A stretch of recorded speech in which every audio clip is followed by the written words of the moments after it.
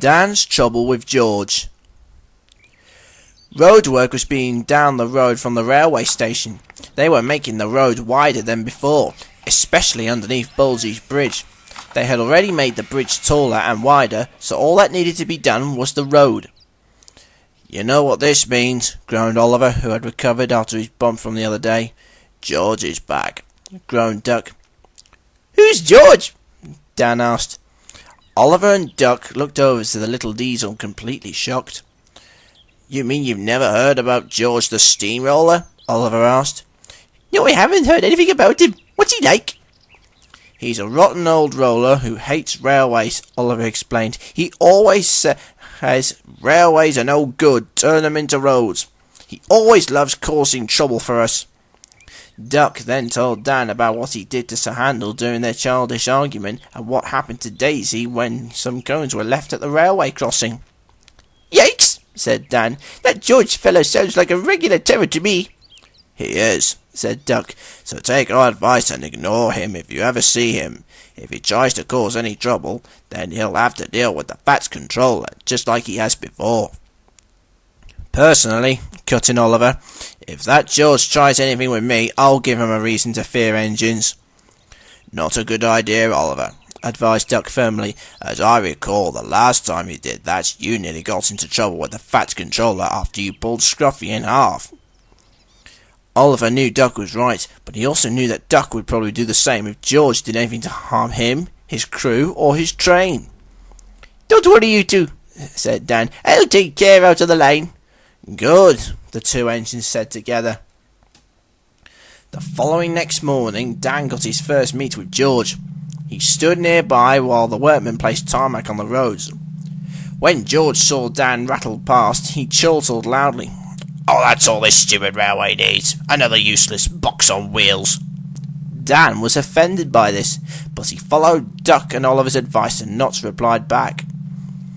As he rattled by that area during the day, Dan would hear George say his infamous phrase, "Railways are no good. Pull them up, turn them into roads." Or, "Go find yourself a scrapyard." Try as he might, Dan would get more and more fed up with George's rude remarks. The small railway engines, Donald, Douglas, Duck and Oliver, reminded Dan to ignore George. "I know," he grumbled, "but he's becoming such a pain to my little engine. Not literally, of course." "I wouldn't worry about George that much," said Duck. "His work is nearly done anyways, which means that he'll be leaving soon. You won't have to deal with him again." "Nay, till he returns," said Donald. "Like railroads, yonder roads require a lot of work, which will mean George's return."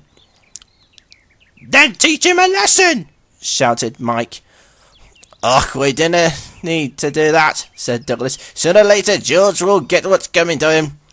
"Like always," agreed Duck. Before long, Rex had shunted the last of the ballast trucks onto the chute.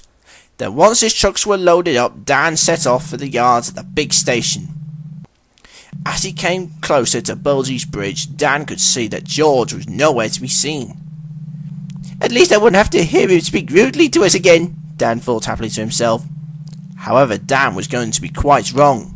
As he approached the level crossing just before reaching the main line, there came a loud, shrill whistle. Dan looked, and to his horror, there was George the steamroller. He was blocking the crossing. "Oh my gosh!" cried the driver. He pulled on the brake handle and tried to bring Dan's speed down a little. But it was no good. Dan's heavy load was pushing along behind him and pushing him towards George. "Get off the crossing!" Dan cried. Just when it seemed like a crash would happen, George was finally able to move off the crossing. As he left, however, they had noticed that some tarmac was on the rails. Dan's driver made a mad jump out of the cab, while his little diesel engine went crashing off the rails and into a field. 7 of his trucks followed along behind him and crashed into his back end. "That's one less engine to worry about," chuckled George. Dan heard that remark and quickly put together what had happened. He was beyond the cross at this point. "You stupid steamroller!" he shouted. "You put that tarmac on the tracks on purpose!" "I did no such thing," said George, although he didn't sound convincing. Donald was called to help clear up the mess after the workmen had removed the tarmac off the tracks. As Dan was being lifted onto a flatbed, he could see George smirking. "He caused that accident on purpose," he thought angrily to himself. "I sure hope he gets what's coming to him." Knowing George, it's only a matter of time till that happens.